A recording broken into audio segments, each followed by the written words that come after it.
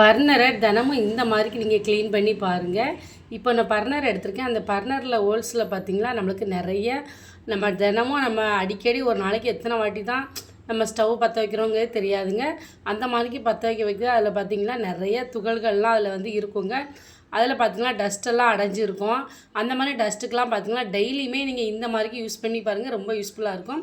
இப்போ ஃபேஸ்க்கு போடுற பவுட்ரு தாங்க எடுத்து வச்சுருக்கேன். அந்த பவுட்ரை கொஞ்சமாக யூஸ் பண்ணாலே போதுங்க. லைட்டாக அதை ஒரு ப்ரெஸ் வச்சு நல்லா இந்த மாதிரிக்கு நம்ம அந்த ஹோல்ஸ் வழியாக இதை வந்து ப்ரெஸ் வச்சு லைட்டாக இப்படி தொடச்சி எடுத்துக்கலாங்க. இந்த மாதிரி தொடச்சி எடுக்க நேரம் உள்ளே இருக்க சின்ன சின்ன டஸ்ட்டு எல்லாமே நம்மளுக்கு வந்து வெளியில் வந்துடுங்க.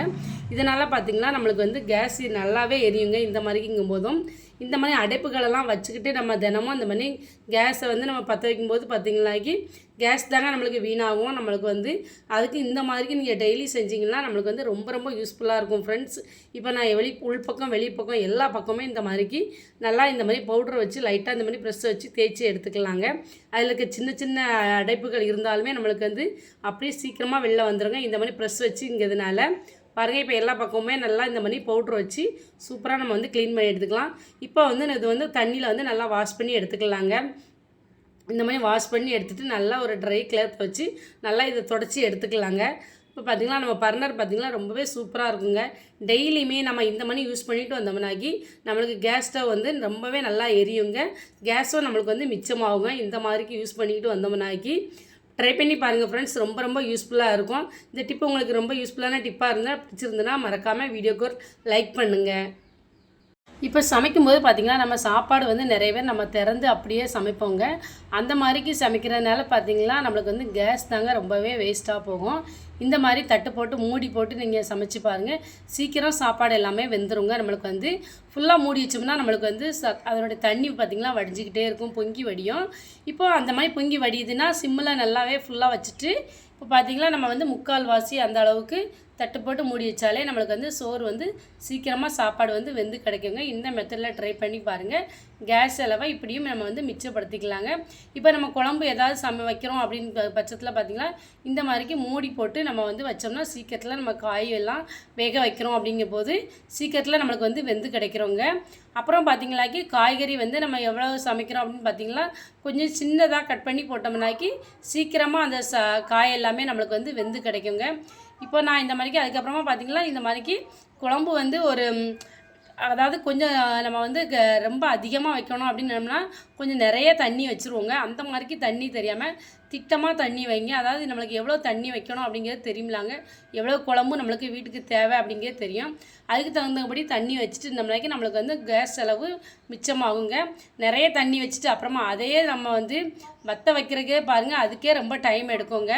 அந்த மாதிரிக்கு இல்லாமல் இருந்து நம்ம காய்கறி எல்லாம் எந்த அளவுக்கு வேகும் அது போக கொஞ்சமாக நம்ம தண்ணி வச்சு நம்மளுக்கு வந்து கேஸ் செலவு மிச்சமாகுங்க. இந்த மெத்தடில் ட்ரை பண்ணி பாருங்கள். இன்னும் கொஞ்சம் நாளைக்கு பார்த்திங்கன்னா கேஸ் எல்லாமே கொஞ்சம் தட்டுப்பாடாக இருக்கிற மாதிரி இப்படி ட்ரை பண்ணி பாருங்கள் ஃப்ரெண்ட்ஸ், ரொம்ப யூஸ்ஃபுல்லாக இருக்கும். கேஸ் பார்த்திங்கன்னா நம்மளுக்கு இந்த மாதிரிக்கு நீல நிறத்தில் எரியணுங்க. இந்த மாதிரிக்கு நீல நிறத்தில் எரியாமல் எல்லோ கலரில் எரியுதுனாலே நம்மளுக்கு வந்து கேஸ் வந்து நல்லாவே எரியலை அப்படிங்கிறது தாங்க அர்த்தம். நல்லா ஒரு அடுப்புலலாம் வச்சோம்னாக்கி ஒரு மாதிரி கதியாக வருங்க. அந்த மாதிரிக்கு இல்லாமல் இந்த மாதிரி ப்ளூ கலரில் எரிதான்னு பாருங்கங்க. நெக்ஸ்ட்டு பார்த்திங்கனாக்கி இந்த மாதிரிக்கு நம்ம ஏதாவது சமைச்சு முடிச்சதுக்கப்புறமா அது நல்லா சூடாக இருக்குங்க. அந்த ஹீட்டில் பார்த்திங்கன்னா நம்மளுக்கு ஏதாவது சூடு பண்ணணும், டீ ஏதாவது வைக்கிறோம் சூடை பண்ணணும் அப்படிங்கிற டயத்தில் இதுக்குன்னு கேஸ் ஸ்டவ் பற்றி வேணாக்கண்டாங்க. அந்த சூட்டு மேலேயே ஆஃப் பண்ணிவிட்டு அப்படியே நம்ம வச்சாலே அந்த சூட்டு மேலே இப்படி வச்சோடனே நல்லா சூடாயிருங்க. இந்த மணிக்கு பாலோ சின்ன குழந்தைங்களுக்கு வெந்நி ஏதாவது இந்த மணிக்கு வைக்கணும்னாலோ டக்குன்னு இந்த மாதிரிக்கு நம்ம வந்து வச்சு கொடுத்துடலாங்க. இந்த ட்ரை பண்ணி பாருங்கள், கொஞ்சம் கேஸ் செலவு மிச்சமாகுங்க. இப்போ நம்ம குக்கரில் சமைக்கிறனால பார்த்திங்கன்னா நம்மளுக்கு வந்து கேஸ் வந்து ரொம்பவே மிச்சமாகுங்க. இந்த மாதிரி குக்கரில் சாப்பாடு குழம்பு இந்த மாதிரி ஐட்டங்கள்லாம் நம்ம செஞ்சோம்னாக்கி ரொம்ப ரொம்ப நம்மளுக்கு வந்து கேஸ் வந்து ரொம்ப ரொம்ப மிச்சமாகுங்க. இந்த மாதிரி ட்ரை பண்ணி பாருங்கள். இப்போ ஏதாவது பாத்திரம் வந்து நம்ம கழுவிட்டு அப்படியே நம்ம வந்து கேஸ் ஸ்டவ்வில் வைப்போங்க. அந்த மாதிரிக்கு வைக்காமல் இந்த மாதிரிக்கு நல்லா தொடச்சிட்டு ட்ரை ஆகினதுக்கு அப்புறமா நீங்கள் ஸ்டவ்வில் வைங்க. அந்த தண்ணி இருந்துச்சுனாக்கி அதுவே நம்மளுக்கு 1 நிமிஷம் 2 நிமிஷம் ஆகுங்க. அந்த தண்ணி எல்லாமே அப்படியே ட்ரை ஆகுதுக்கு இந்த மெத்தடில் வச்சோம்னா இதுக்கும் நம்மளுக்கு வந்து ஒரு 2 நிமிஷம் கேஸ் ஸ்டவ் வந்து கண்டிப்பாக நம்மளுக்கு வந்து மிச்சமாகுங்க. இப்படியே நம்ம கொஞ்சம் கொஞ்சமாக நம்மளுக்குரியதில் நாமளே நம்மளுக்கு கேஸை வந்து இந்த மெத்தடில் யூஸ் பண்ணிக்கலாம்.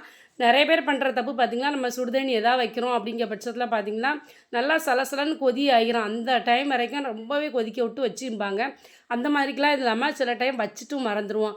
அதை கொஞ்சம் கவனமாக இருந்து நம்ம பார்த்துக்கிட்டோம்னாலும் நம்மளுக்கு வந்து கேஸ் செலவு வந்து ரொம்பவே மிச்சமாகுங்க. இந்த மெத்தட்னு ட்ரை பண்ணி பாருங்கள். கொஞ்சம் சின்ன சின்ன கவனம் எடுத்துக்கிட்டோம்னா நம்மளுக்கு கேஸு நல்லா மிச்சமாகுங்க.